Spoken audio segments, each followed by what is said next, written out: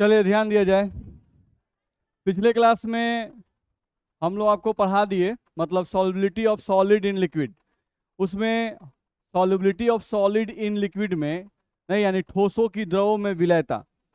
उसके आधार पर आपको हम ये बता दिए कि ठोसों की द्रव में जो विलयता है वो एक सिद्धांत पे काम करती है, जिसको हम बोलते हैं समान समान को घुलाता है।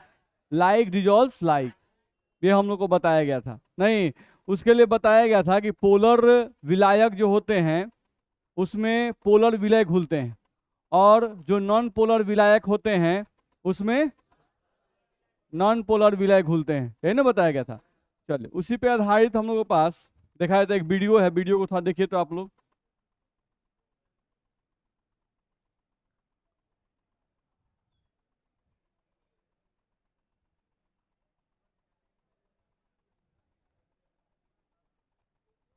लाइक डिजॉल्व्स लाइक पर समान समान को घुलाता है। नहीं, का एक वीडियो है, थोड़ा देख के देखिए तो कैसा वीडियो है, आप लोगों को मजा आता है कि नहीं। क्या रहेगा? तनी म्यूजिक व्यूजिक रहेगा, तनी थोड़ी रहता हूँ, मजा आएगा। ऐसे थोड़े मजा आएगा।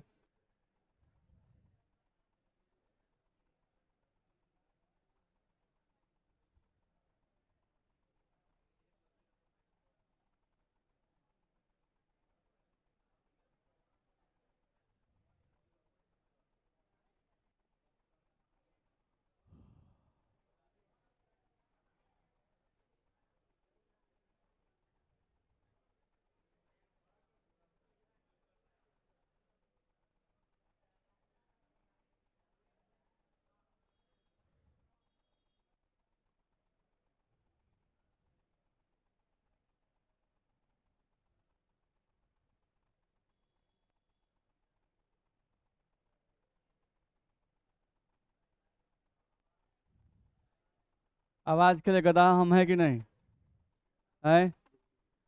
चलिए यहाँ पर ध्यान दीजिए। यहाँ पे क्या लिखा हुआ है? कार्बन टेट्राक्लोराइड यानी कि CCl4। ठीक है, और क्या है? वाटर। और क्या है? हेक्सेन। चलिए, इन तीनों को हम लोग यहाँ पर थोड़ा साइड में लिख लें।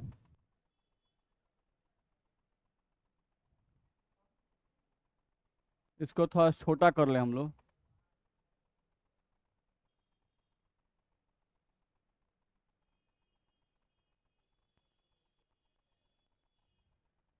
चलिए,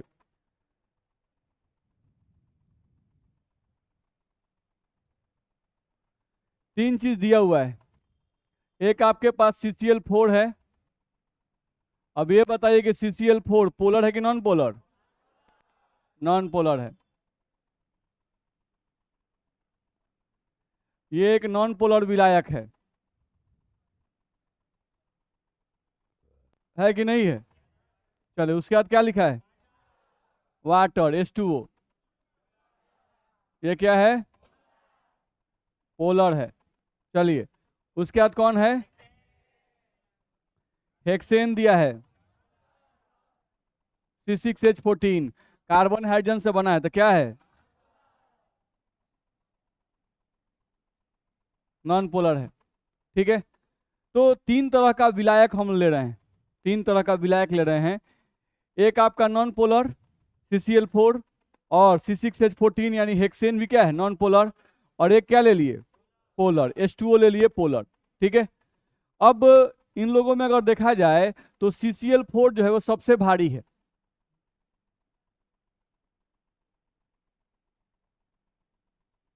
सबसे भारी है। नहीं, हम लोग का हेक्सेन जो है ये सबसे हल्का है। अब बहुत गधा मास जोड़ेगा, हमको पता है। नहीं, C6H14 नहीं, तो इसका बहुत जोड़ेगा। 6272 हो गया। इसमें 16 2 18 ही होता है। नहीं, जल के अणु जो होते हैं ये आपस में हाइड्रोजन बॉन्ड बनाते हैं। जल के अणु आपस में हाइड्रोजन बॉन्ड बनाते हैं। हाइड्रोजन बॉन्ड बनाने के कारण एक जल के कण के साथ बहुत सारे जल के कण चिपके रहते हैं, इसलिए जल भारी होता है। बस मेरा कणों के बीच में आकर्षण बल जितना ही ज्यादा होगा उसका कण उतना ही भारी होता है। नहीं, तो जल के कण के बीच में आकर्षण बल क्या होता है? बहुत ज्यादा होता है। इसलिए वो भारी होते हैं। आई हेक्सेन हेप्टेन, ये सब पेट्रोल है। नहीं, तो इसका वजन जोड़ रहा है बहुत गधा है। बादशाह 72 16 2 18, सर को लगता है नहीं बुझा रहा है। नहीं, गधा सब पानी है, पेट्रोल है, तो पानी या पेट्रोल को मिलाएगा तो क्या रहेगा? पानी नीचे और पेट्रोल ऊपर। पेट्रोल हल्का होता है और पानी भारी होता है, ये ध्यान रहे। नहीं, तो यहाँ पर सबसे भारी कौन है? CCl4। ठीक है, उससे वो सबसे सबसे भारी हम लोग का CCl4 हो गया। और सबसे हल्का कौन है? Hexane C6H14। और ये जो है वो इन दोनों के बीच का है, H2O। H2O क्या है? इन दोनों का बीच का है। ठीक है, इतना में दिक्कत नहीं ना है। तो पहला बात क्या समझ गए? कौन कौन नॉन पोलर है, कौन भारी है, कौन हल्का है और कौन मीडियम भारी है। इतना में दिक्कत नहीं ना है। चलिए अब आगे देखा जाए।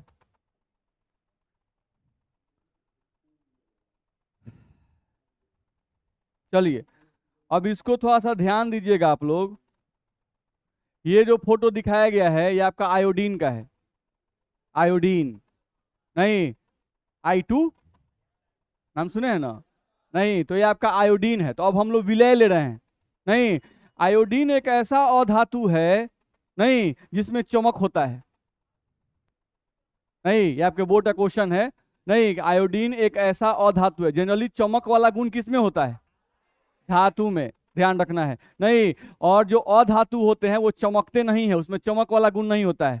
लेकिन इसका अपवाद है, ध्यान रखना है। डायमंड आपका अपवाद है, आयोडीन। बस में आ रहा है ना? ये लोग जो हैं अधातु होते हुए भी चमकते हैं, इनमें लाइटेड है तो चमक रहा है। चलिए, इतना तो आप लोग को दिखाई दे रहा है। तो ये हम लोग का आयोडीन लिया गया है।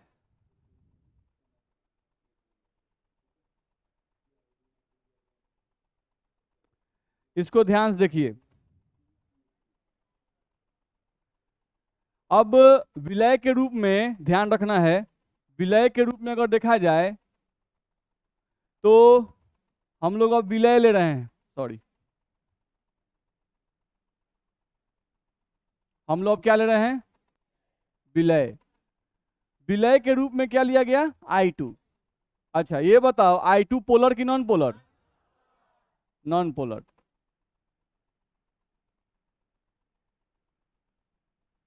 I2 आपका नॉन पोलर, ये समझ में आता है ना? A2 टाइप मॉलिक्यूल है, नॉन पोलर है। चलो, I2 आपका नॉन पोलर। अब दूसरा विलय लिया गया है CuCl2। नहीं, CuCl2 आयनिक है भाई। तो आयनिक क्या होते हैं? Polar. Sodium potassium calcium magnesium, चार, ये याद रखना है। नहीं, अब ये लोग में आयनिक गुण कम होता है, लेकिन चूंकि मेटल है, नहीं, तो मेटल है तो निश्चित रूप से ये लोग भी आयनिक गुण रखेंगे। बात में आ रहा है? अगर आयनिक गुण नहीं भी रखते हैं तो अभी अगर मेटल के साथ कोई कंपाउंड बनता है तो वो क्या होता है? पोलर। नहीं, तो CuCl2 आप लिए हैं भाई, विलय के रूप में आप दो को ले लिए। अब ये CuCl2 कैसा है? पोलर की नॉन पोलर? इतना में दिक्कत नहीं। चलो, तो आपको ये समझ में आ गया कि विलायक के रूप में आप क्या क्या लिए? 3 गो, CCl4, H2O और C6H14, 3 गो लिए हैं। चलिए, विलय के रूप में क्या क्या लिए हैं? I2 और CuCl2, यानी एगो नॉन पोलर विलय लिए हैं और एगो पोलर विलय लिए हैं। इतना में दिक्कत। चलिए अब आगे कहानी को बढ़ाया जाए।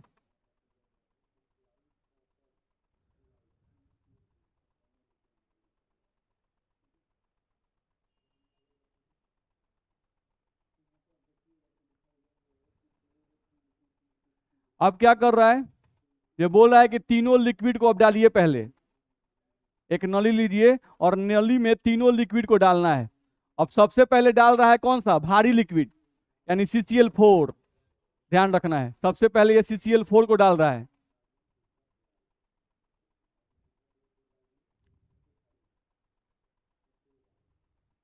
अब ये वाटर को डाल रहा है। CCl4 का जो डाल रहा है, वाटर को, H2O डाल रहा है। H2O के बाद अब डालेगा हेक्सेन। नहीं, तीनों का अलग अलग लेयर भी दिखाई दे रहा होगा मोटा मोटी। अब क्या डाल रहा है? आयोडीन। आयोडीन को चूर्ण कर दिया और चूर्ण के रूप में डाल रहा है। सॉरी, आगे बढ़ जाइए थोड़ा सा।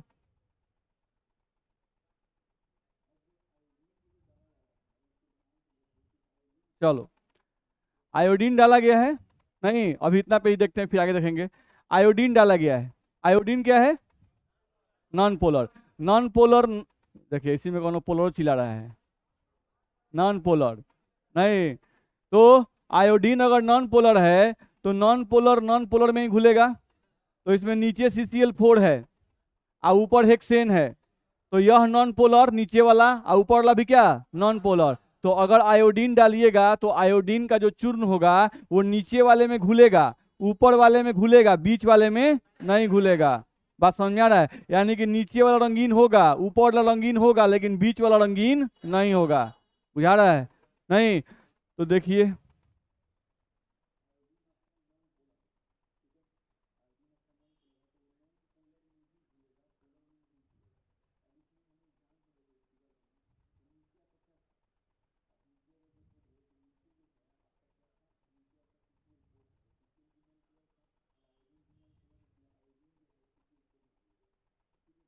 अब इसके बाद विलय क्या है हमारे पास,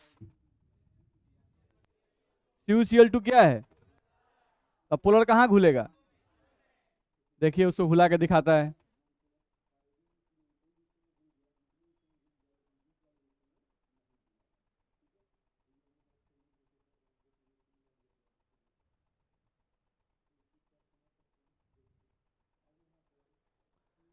अब CuCl2 डाल रहा है,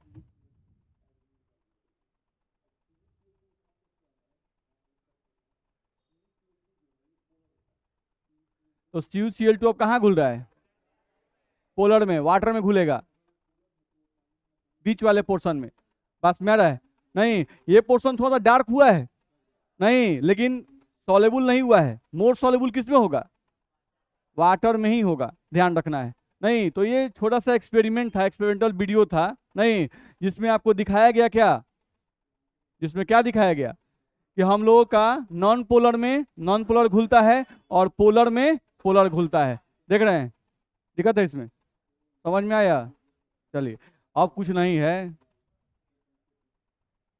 चलिए।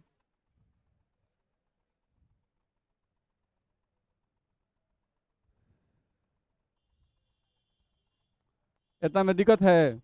नहीं तो ये एक छोटा सा एक्सपेरिमेंटल वीडियो था जिसमें आपको दिखाया गया, नहीं कि एक्सपेरिमेंट के माध्यम से भी कि नॉन पोलर में नॉन पोलर घुलता है और पोलर में पोलर घुलता है। ये हम लोग को ध्यान रखना है। चलिए,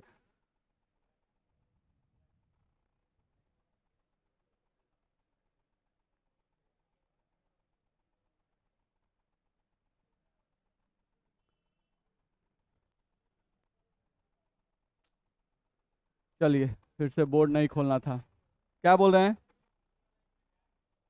नीचे वाला स्लाइटली डार्क होगा, इसलिए वो डार्क होगा ना कि हम बोले क्या, CuCl2 जो है वो 100% आयनिक नहीं होता है, उसमें कोवैलेंट गुण होता है। जो भी ट्रांजिशन मेटल होते हैं, खासकर ध्यान रखिएगा, आप कॉपर को देखिएगा तो कॉपर कहाँ है, अधातु के साथ चिपका हुआ है, अधातु के साथ नजदीक है। तो इन लोगों में कोवैलेंट गुण ज्यादा होता है, याद है, इनको नोबल मेटल भी कहते हैं। तो इन लोगों में अधात्विक गुण भी रहता है, ध्यान रखना है, यानी ये कोवैलेंट कंपाउंड बना सकते हैं। तो इसलिए slightly, very less slightly soluble होते हैं ये, इसलिए स्लाइटली डार्क हो गया, ऊपर वाला भी स्लाइटली डार्क हो जाएगा, थोड़ा थोड़ा डार्कनेस बढ़ जाएगा। नहीं, क्योंकि स्लाइटली सॉल्युबल है लेकिन बहुत ज्यादा सॉल्युबल नहीं है। बहुत ज्यादा सॉल्युबल किस में है, वाटर में ही है। नहीं, क्योंकि पोलर वाला गुण डेवलप ज्यादा डोमिनेट करता है, नॉन पोलर वाला गुण कम डोमिनेट करता है, इसलिए। ठीक है, चलिए तो हम लोग आगे बढ़े थोड़ा सा।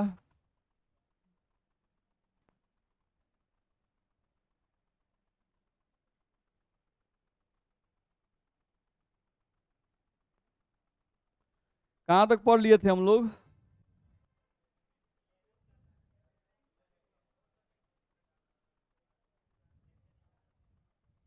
चलिए, solubility of solid in liquid में इफेक्ट ऑफ टेम्परेचर, वो हम लोग को देखना है। चलिए देखा जाए।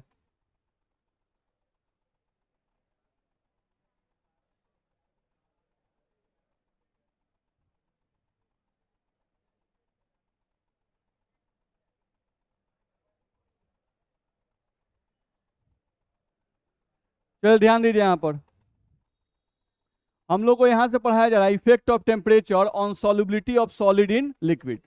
ठीक है, यानी कहने का मतलब है कि कोई भी आप सॉलिड ले लीजिए, जैसे सॉलिड का मतलब पहले नॉर्मल लाइफ समझ लेते हैं। जैसे मान लीजिए कि आप एक गिलास पानी ले लिए, एक गिलास पानी में आप चीनी डाल दिए, नहीं, अब एक गिलास पानी में आप चीनी डाल दिए, अब क्या कर रहे हैं कि उस पानी में चीनी डालने के बाद उस पानी को गर्म कर रहे हैं, नहीं, तो गर्म करने पर क्या जो चीनी डाले हैं वो जल्दी घुल जाएगा कि जल्दी नहीं घुलेगा? जल्दी घुल जाएगा कि नहीं घुलेगा? घुल जाएगा। अच्छा, अगर एक गिलास पानी ले, नहीं, और उसमें चूना ले लें, CaCO3, और उस चूना को हम एक गिलास पानी में डाल दें, ठीक है, और डाल के और उसके बाद उसको हीट करना शुरू कर दें, नहीं, तो बताइए कि जो चूना है वो जल्दी घुलेगा कि जल्दी नहीं घुलेगा? जल्दी नहीं घुलेगा, जल्दी घुल जाएगा। बोलिए। आए,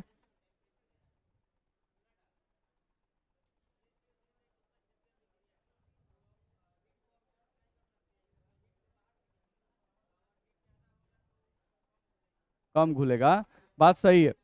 चलिए ध्यान दीजिए।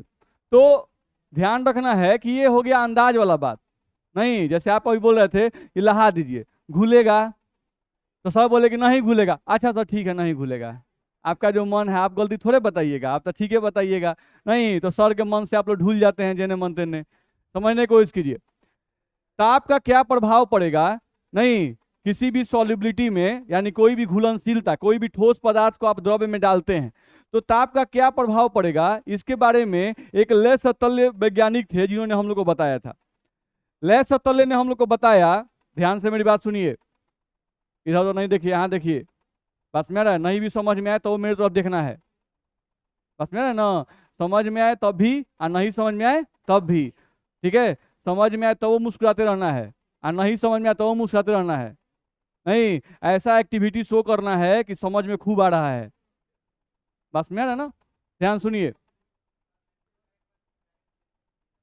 आए, पढ़ा जाए, यही पढ़ना है, इसके बाद यही टॉपिक है, वो लेक्चर घबरा गया होगा।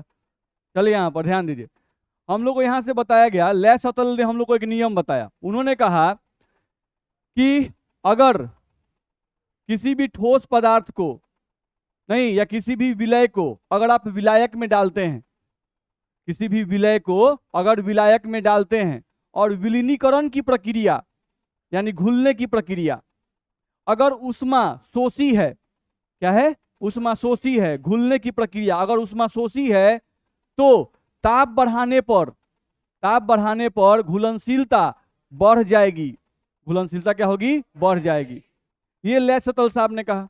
अब सवाल ये उठता है कि अच्छा, किसी भी विलय को जब विलायक में डालते हैं तो प्रक्रिया उष्मा शोषी होगी तो, नहीं, तो उष्मा शोषी का मतलब क्या होता है, नहीं, जो उष्मा को अवशोषित करता है, नहीं, तो समझे, अगर किसी भी विलायक को आप लेते हैं, मान लीजिए एक गिलास पानी लिए, एक गिलास पानी का आप टेम्परेचर लिख लिए कि एक गिलास पानी का जो ताप है वो आपका 30 डिग्री सेल्सियस है, ठीक है, नहीं, अब उसमें आप 1 चम्मच चीनी डालिए, चीनी डालने के बाद फिर से उस पानी का टेम्परेचर मापिए, 30 डिग्री सेल्सियस पहले था, अब ताप घटकर हो गया 29 डिग्री सेल्सियस, यानी 1 डिग्री सेल्सियस घट गया, नहीं, तो अगर 1 डिग्री सेल्सियस घट गया पानी का ताप, इसका मतलब प्रक्रिया उष्मा शोषी है, प्रक्रिया क्या है, उष्मा शोषी है, यानी जो चीनी था वो पानी के हीट को अवशोषित कर लिया, जो चीनी आप डाले वो चीनी क्या किया, पानी के हीट को अवशोषित कर लिया।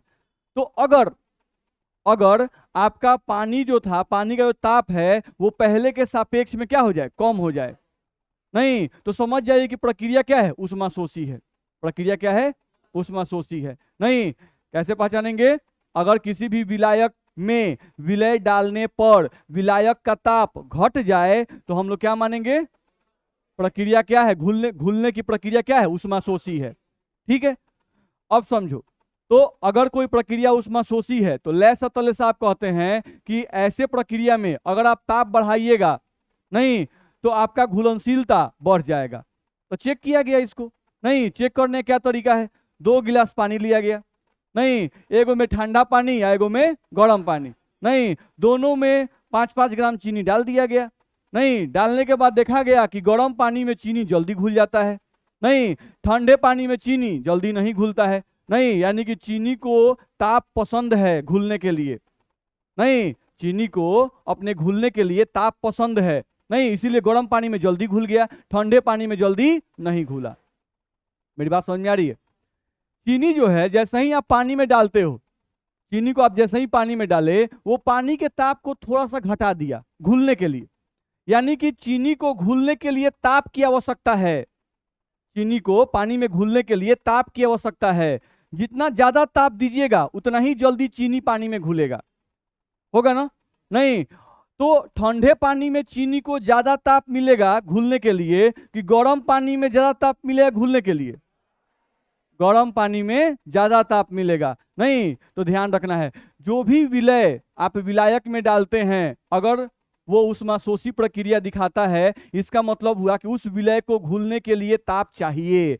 और जहां उसको ताप ज्यादा मिलेगा, जिस विलायक में उसको ताप ज्यादा मिलेगा, वहां पर वो जल्दी घुलेगा। और जहां पर उसको ताप जल्दी नहीं मिलेगा, वहां पर वो जल्दी, इसीलिए चीनी ठंडे पानी में जल्दी नहीं घुलता है, गर्म पानी में जल्दी घुल जाता है। ये बात समझ में आया? नहीं?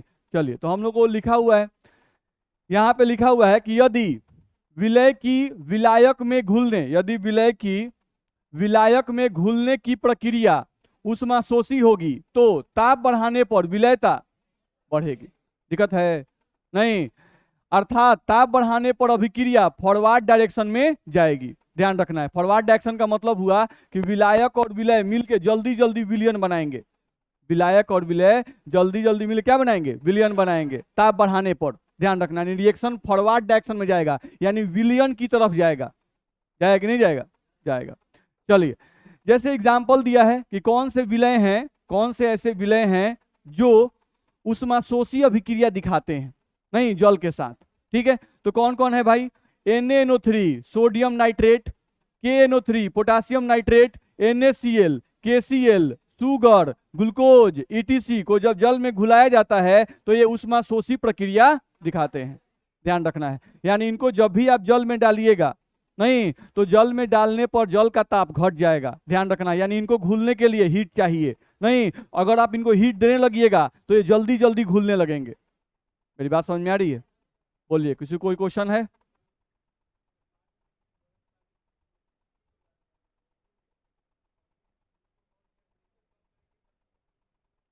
टेम्परेचर, तो अगर जो ज्यादा चीनी घुल गया होगा, नहीं वो नीचे बैठ जाएगा, प्रेसिपिटेट कर जाएगा।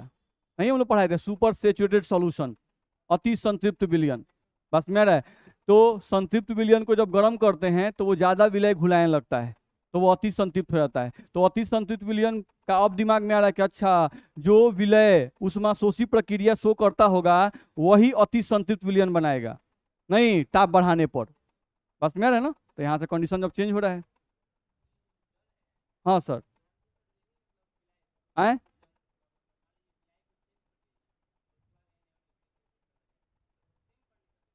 सर विलायक चेंज कीजिएगा ना तो उसके बाद हर चीज चेंज करेगा। बात समझ आ रहा है ना? हर एक चीज विलय और विलायक दोनों के प्रकृति पर डिपेंड करती है। ध्यान रखना है, हम लोग ज्यादातर केस में एग्जांपल इसलिए विलायक लेते हैं कि विलायक यूनिवर्सल जल जो है वो यूनिवर्सल सॉल्वेंट है, मैक्सिमम केस में यूज होता है। नहीं, इस तरह से हम लोग विलायक लें तो विलायक बहुत ज्यादा है, कितने को कंपेयर करते रहेंगे? मेरी बात समझ आ रहा है? इसलिए ज्यादातर एग्जाम्पल जब भी बुक में देता है तो वो जल को लेकर ही देता है, क्योंकि मैक्सिमम जो भी विलियन बनते हैं उसमें एग्जाम्पल में विलायक में कौन रहता है? जल रहता है। बस में रहा है, लेकिन ये बात सही है कि अगर विलायक चेंज कीजिएगा, विलायक चेंज कीजिएगा तो निश्चित रूप से प्रॉपर्टी चेंज करेगा। लेकिन ये जरूर बात है कि अगर प्रक्रिया ऊष्माशोषी होगी तो ताप बढ़ाने पर घुलनशीलता बढ़ेगी। नहीं, वो चाहे आपका कोई भी विलय हो, चाहे आपका कोई भी विलायक हो। बस में रहा है ना? विलायक और विलय के बीच की घुलने की प्रक्रिया अगर ऊष्माशोषी है तो ताप बढ़ाने पर घुलनशीलता बढ़ेगी। बस में आ रहा है ना? तो ये ध्यान रखना है। चलिए, वही लिखा हुआ है, इसलिए चीनी गर्म पानी में आसानी से और जल्दी घुल जाता है ठंडे पानी के सापेक्ष में। ठीक है, ये ऐसे पदार्थ हैं, ऐसे पदार्थ का मतलब जो भी एग्जाम्पल हम लोग लिए, ध्यान रखना है। ठीक है, ये ऐसे पदार्थ हैं जिनकी विलयता ताप बढ़ाने पर लगातार बढ़ती जाती है। नहीं, लगातार बढ़ती जाती है का मतलब जितना ही ताप बढ़ाते जाइएगा इनकी घुलनशीलता उतनी ही जल्दी बढ़ती जाएगी। ध्यान रखना है, इनकी विलयता जो है लगातार बढ़ती जाती है। बस में है ना? नहीं, चलिए बोलिए, पीछे आ जाए। आए, विलायक प्लस विलय विलियन, हाँ, तो ये होता नहीं है। ठंडा करने पर थोड़े भाई। अरे, जब विलायक और विलय आपस में मिलकर विलयन बनाते हैं तो इस प्रक्रिया को विलीनीकरण कहते हैं। और कभी कभी विलय में घुले हुए कण, विलयन में घुले हुए कण अगर विलय के साथ फिर जाकर चिपक जाएं तो उस प्रक्रिया को क्रिस्टलीकरण कहते हैं। जब दोनों प्रक्रिया साम्यावस्था में होती हैं तो आपका विलयन संतृप्त हो जाता है। ये नहीं पढ़ाया गया है? पढ़ाया गया है विलीनीकरण, क्रिस्टलीकरण। नहीं, जब दोनों का दर समान हो जाए तो हमारा विलयन संतृप्त विलयन हो जाता है। सब बात नहीं समझा जाता है, दिमाग खराब हो जाएगा। इस गति साम्य को लय सतल्य नियम का पालन करना चाहिए। नहीं, यानी ये जो घुलनशीलता का अति है, एथी है नहीं, हम भी क्या बोल रहे हैं। ये घुलनशीलता का जो प्रक्रिया है ये लय सतल्य नियम का पालन करेगा। बस में आ रहा है। अब इसमें एक लिखा हुआ है गति साम्य। गति साम्य का मतलब होता है, देखो जब भी साम्य वर्ड यूज होता है, जानते हो हर एक बात पे बात है। अगर साम्य की बात हम लोग करते हैं तो साम्य का मतलब होता है एक ऐसा परिस्थिति जिस समय आपकी अभिक्रिया रुक चुकी है। साम्यावस्था यानी अभिक्रिया रुक गई है, नहीं कोई नया चीज अब नहीं बन रहा है, तो ये अभिक्रिया जो है नहीं लगभग रुकी हुई है। यानी कि विलीनीकरण का प्रक्रिया और क्रिस्टलीकरण का प्रक्रिया समान दर से चल रहा है। कुछ नया हो नहीं रहा है अब, नहीं, लेकिन ये चलता हुआ साम्य है। कुछ नया हो नहीं रहा लेकिन चलता हुआ साम्य है। बस में आ रहा है, इसीलिए इसको लिखा हुआ है गति साम्य। नहीं, साम्य का मतलब साम्यावस्था, साम्यावस्था का मतलब सो गया, सो गया का मतलब रुक गया। बुझा रहा है? तो अगर सिर्फ कोई प्रक्रिया रुका हुआ हो, अभिक्रिया रुक जाए, नहीं तो कहते हैं साम्यावस्था। नहीं, गति करते हुए रुक जाए तो कहते हैं गति साम्यावस्था। तो ये भी रुका हुआ ही है। नहीं, विलीनीकरण क्रिस्टलीकरण का दर बराबर हो गया है लेकिन ये प्रक्रिया विलयन में चल रही है। ठीक है, तो समझ में आए तो वो ठीक है, नहीं समझ में बात नहीं है। बस में रहा है। यहाँ पर ध्यान ये जरूर रखना है कि प्रक्रिया अगर उष्माशोषी हो तो ताप बढ़ाने पर विलयता घट जाएगी। ये बात इंपॉर्टेंट है जो याद रखिएगा। चलिए अगले पॉइंट पे आइए। दूसरा, हम लोग को यहाँ से बताया गया, जैसे मान लो तुम पानी लेते हो, नहीं एक बाल्टी लिए, एक बाल्टी में आधा बाल्टी पानी ले लिए, नहीं मार्केट से चूना खरीद के लाए और चूना खरीद के उसमें चूना बाल्टी में डाल दिए। जब चूना बाल्टी में डालते हैं तो हम देखते हैं क्या कि पानी गर्म हो जाता है। पानी क्या होता है? गर्म हो जाता है। तो अगर पानी आपका गर्म हो गया, पानी क्या हो गया? गर्म हो गया, यानी कि वो हीट फेंक रहा है। जब चूना पानी में जैसे जैसे घुलता जाता है वो हीट को बाहर निकाल रहा है। नहीं, यानी कि चूने को पानी में घुलने के लिए हीट की आवश्यकता नहीं है, वो तो हीट फेंक रहा है, बाहर निकाल रहा है। नहीं, तो चूना को पानी में घुलने के लिए हीट की आवश्यकता नहीं है, वो हीट बाहर निकाल रहा है। नहीं, और उसको आप लगिए गर्म करने, नहीं तो अगर उसको गर्म करने लगिएगा, उसको हीट चाहिए नहीं, बात समझ में आ रहा है? नहीं तो क्या उसकी घुलनशीलता बढ़ेगी घट जाएगी? उसकी घुलनशीलता घट जाएगी। ध्यान रखना है। तो ध्यान रखना है, जिस प्रक्रिया में हीट बाहर निकलता है उस प्रक्रिया को ऊष्माक्षेपी कहते हैं। क्या कहते हैं?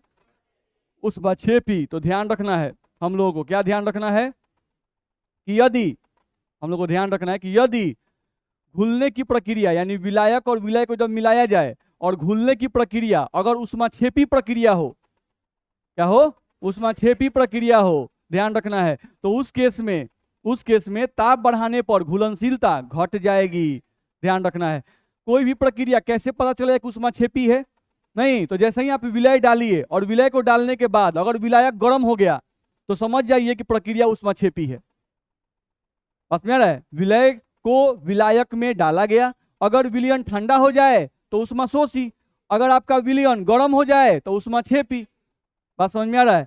तो जो विलयन गर्म हो जाए उसमें आप ताप मत दीजिएगा, क्योंकि अगर ताप दीजिएगा तो जो विलय डाले हैं वो जल्दी नहीं घुलेगा। बात समझ में आ रहा है? ठीक है, यानी कि एग्जाम्पल क्या हुआ कि एक गर्म पानी ले लिया जाए और एक ठंडा पानी ले लिया जाए। नहीं, एक गर्म पानी एक बर्तन में और एक बर्तन में ठंडा पानी, और दोनों में बराबर मात्रा में चूना डाल दीजिए। तो गर्म पानी में चूना जल्दी घुलेगा कि ठंडा पानी में?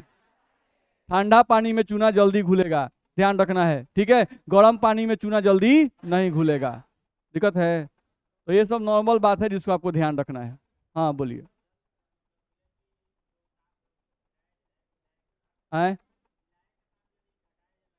विलायक का ताप लगातार घटा दिया जाए तो घुलनशीलता बढ़ जाएगी। ऊष्माक्षेपी होगी तब हाँ एकदम बढ़ जाएगी। इतना में दिक्कत है? चलिए, तो वही लिखा हुआ है, यदि घुलने की प्रक्रिया ऊष्माक्षेपी होगी तो ताप बढ़ाने पर विलयता घटती जाएगी, अर्थात ताप बढ़ाने पर अभिक्रिया बैकवर्ड डायरेक्शन में जाने लगेगी। नहीं, यानी घुला हुआ विलय भी क्या होगा, बाहर निकलने लगेगा। ध्यान रखना है, घुला हुआ विलय जो है वो बर्तन में इकट्ठा होने लगे एक जगह, विलायक अलग होने लगेगा, विलय अलग होने लगेगा। ध्यान रखना है, ठीक है। जैसे एग्जाम्पल दिया हुआ कुछ विलय का, ये वैसे विलय हैं नहीं जो ऊष्माक्षेपी अभिक्रिया दिखाते हैं। ध्यान रखना है, cerium sulphate, lithium carbonate, calcium carbonate, sodium carbonate monohydrate ETC, ये सब ऐसे कंपाउंड हैं जो ऊष्माक्षेपी अभिक्रिया दिखाते हैं।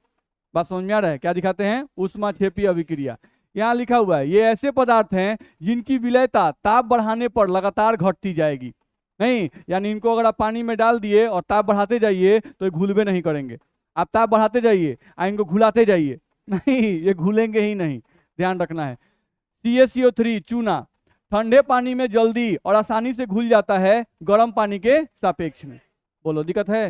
नहीं, तो दो तरह की प्रक्रियाएं होती हैं। नहीं, एक होता है ऊष्माशोषी और एक होता है ऊष्माक्षेपी। नहीं, जैसे विद्यार्थी भी दो तरह का, एक विद्यार्थी ऊष्माशोषी, एक विद्यार्थी ऊष्माक्षेपी। नहीं, जैसे एक विद्यार्थी बिना पिटाई खाए पढ़ना शुरू कर देता है, वो ऊष्माक्षेपी है। बस में आ रहा है? कुछ विद्यार्थी ऐसे हैं जिनको आप पढ़ा दीजिए, नहीं वो तुरंत एनर्जी को एब्जॉर्ब करते हैं और जब भी टीचर उनसे पूछे फटाफट वो रिलीज करते हैं। नहीं, बस में आ रहा है? तो जो एनर्जी रिलीज करे वो क्या है? ऊष्माक्षेपी। तो बहुत सारे विद्यार्थी हैं जो तेज होते हैं वो ऊष्माक्षेपी होते हैं। नहीं, अब बहुत सा विद्यार्थी होता है जिसको क्या करना पड़ता है, हीट देना पड़ता है, वो हीट एब्जॉर्ब करता है, नहीं तब जाके उसके अंदर का आत्मा जागता है, तब वो पढ़ना शुरू करता है। मेरा बात समझ में आ रहा है? तो वैसा विद्यार्थी क्या है? ऊष्माशोषी है। बात समझ में आ रहा है? ठीक है, तो ये हम लोग को ध्यान रखना है। तो ध्यान रखना है जो विद्यार्थी ऊष्माक्षेपी है, नहीं उसको आप बहुत ज्यादा पीट नहीं सकते हैं। बहुत ज्यादा पीटिएगा जब ना तब उसको, नहीं तो उसका घुलनशीलता यानी पढ़ाई के प्रति उसका जो लगाव है वो कम होने लगा। गजब मास्टर है, जब ना तो पीट देता है बिना मतलबों का। नहीं, पढ़ाइए रहे हैं, सब कुछ करिए रहे हैं, तो वो बहाना खोज खोज पीट दे रहा है।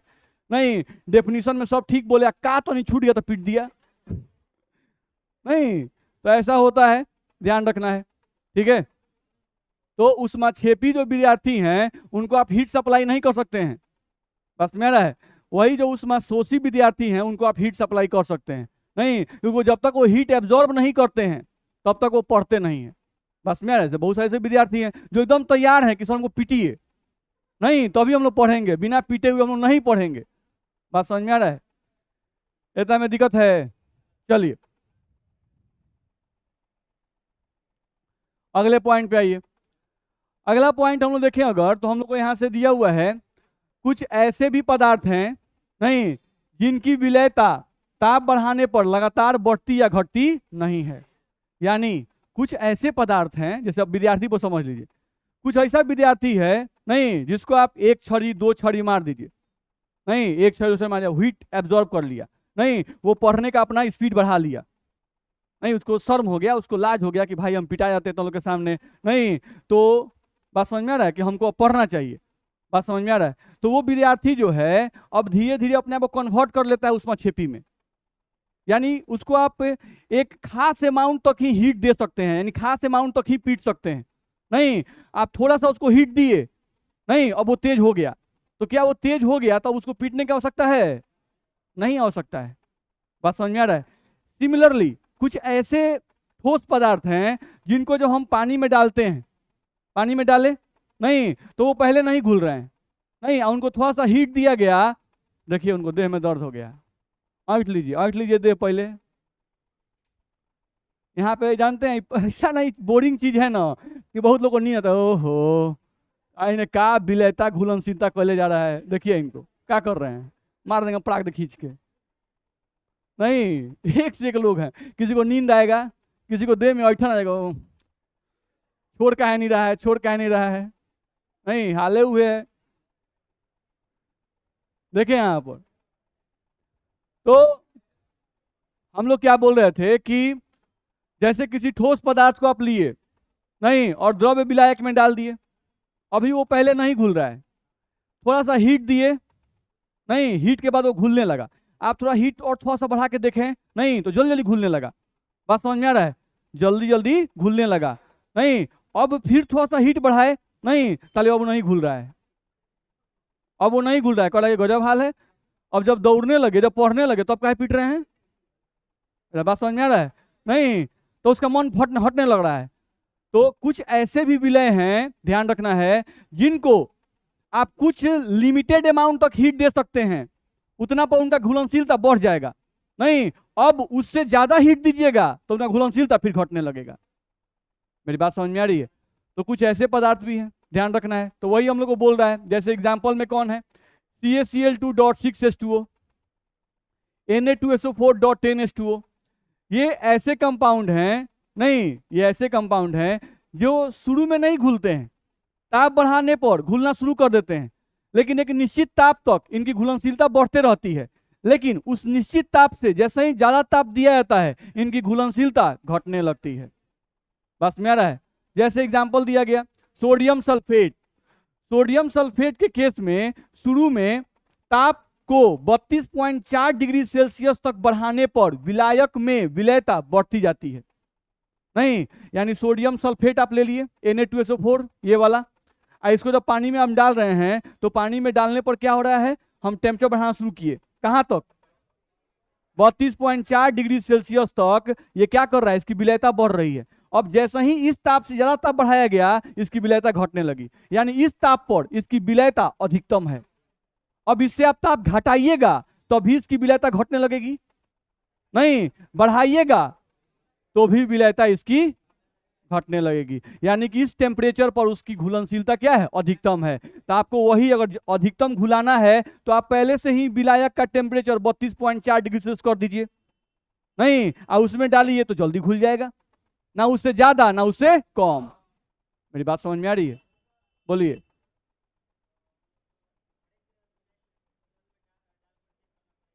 ये तो एक्सपेरिमेंटल बात ही है ना।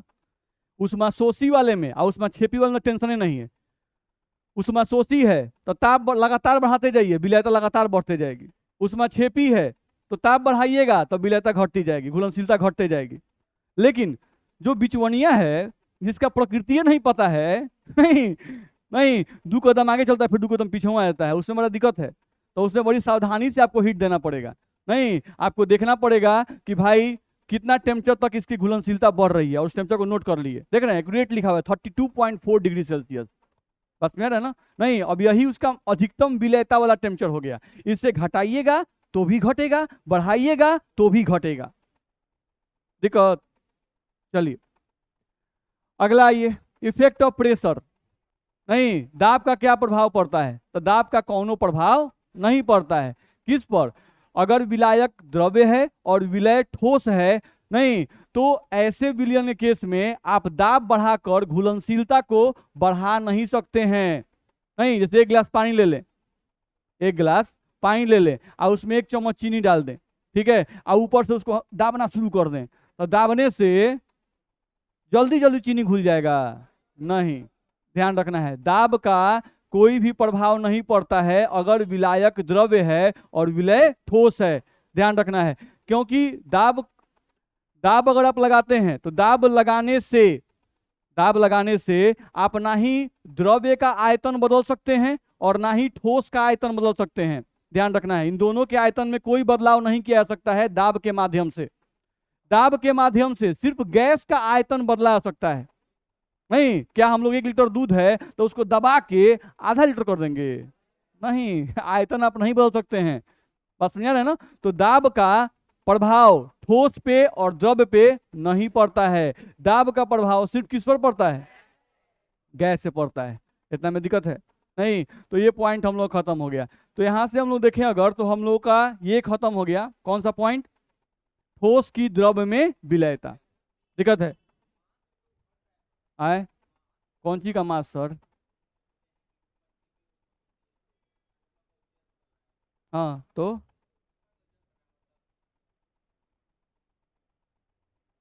आप बोले मास, तो मास कैसे घट रहा है हमको बताइए। ये तो मास कंजर्वेशन लॉ लागू रहता है कि अभिकारक में और उत्पाद में मास हमेशा बराबर रहता है। ऊर्जा का अंतर हो सकता है, ऊर्जा का डिफरेंस हो सकता है। जैसे अभी आप खा पी के आए हैं, नहीं आपकी एनर्जी अभी थर्मामीटर का हो जाता है, एनर्जी आपका माप लेते हैं हम, नहीं अल्ली गलते बोर्ड पर, और उसके बाद 2-3 लफ्जा कस के आपको बरियार खींचते, और उसके बाद आपका हम एनर्जी मापते, नहीं तो जरूर आपका एनर्जी कुछ ना कुछ डिक्रीज कर जाएगा, नहीं घटेगा। तो डिपेंड करता है, नहीं मास कैसे अंदर हो जाएगा, थोड़ा ना कि आप मार देने से किसी को या पीट देने से कोई 50 किलो का आदमी है तो अब 25 किलो का हो जाएगा, ऐसा होगा? मास नहीं चेंज करता है। मास कब चेंज करेगा? या तो हाथ पैर निकाल दिया जाए किसी का भी, तभी ना चेंज कर सकता है, ऐसे थोड़ा ना चेंज कर जाएगा। बोल इतना में दिक्कत है? चलिए तो इतना ही पढ़ेंगे। अगले क्लास में हम लोग स्टार्ट करेंगे अब गैस। देखिए इनको कौन नहीं, जेल है, जेल है, कब निकल के भागे यहाँ से, एकदम बेचैनी होगा। अगले क्लास में हम लोग पढ़ेंगे गैस की द्रव्य में घुलनशीलता। हाँ एक बात और, जैसे आपको हम बोले थे कि केमिकल काइनेटिक्स का वीडियो जा रहा है, नहीं अब कुछ बच्चे जो हैं वो रेगुलर फेयर कर रहे हैं, रेगुलर उसको बना रहे हैं, पूछ रहे हैं क्वेश्चन। कुछ बच्चे ऐसे हैं जिनको पता ही नहीं है, नहीं जैसे एक बच्ची है, कहाँ गई, हाँ ये आके बोल रही है सर एगो अनवांटेड बिना मतलब का आप कौन सी भेज रहे हैं पीडीएफ। हम अनवांटेड नहीं भेज रहे हैं, उसका ऐप पर वीडियो जा रहा है केमिकल काइनेटिक्स का, अभी तक 3 वीडियो गया, उसको आप लोग कंप्लीट कीजिए। जहां दिक्कत हो ऑफिस में आके पूछिए, नहीं आप आके पूछते रहिए उसे, बस मेरा ना, और उसको धीरे धीरे कंप्लीट कर चलिए। आपका जैसे कल संडे है तो कल भी एक वीडियो अपलोड होगा, बस मेरा है आपको उसको देखिए, मेरा बात समझने की कोशिश कीजिए। अभी जितना भी लोड पड़ जाए, जितना भी प्रेशर पड़ जाए, अभी उसको बर्दाश्त कर जाइए। एग्जाम के समय हम लोग को फ्री रहना है, एग्जाम के 2-3 महीना पहले से हम लोग कोशिश करें कि हम लोग फ्री रहें, उस समय लोड हम लोग पे नहीं पड़े। अभी हो सकता है कि पीडीएफ आ रहा है, मोबाइल में बड़ा बड़ा देखना पड़ रहा है, लिखना पड़ रहा है, बड़ी मेहनत पड़ रहा है, वीडियो देखना पड़ रहा है, फिर उसको फेयर करना पड़ रहा है, गजब कोई चीज़ का टाइम ही नहीं मिल पा रहा है, रील नहीं देख पा रहे हैं, घूम नहीं पा रहे हैं, नहीं कुछ मजा नहीं आ रहा है जिंदगी में, एक ही टाइप का रूटीन हो गया है, रुक जाइए। नहीं तो ध्यान रखना है कि अभी का लोड सही है, बाद का लोड सही नहीं है। बाद में घिंच घिंच के पढ़ाई लेंगे तो आप परेशान जाइएगा, बस मेरा है। तो अभी आराम आराम से करके थोड़ा सा मेहनत करके कंप्लीट कर लिया जाए, ठीक है? चलिए जाइए।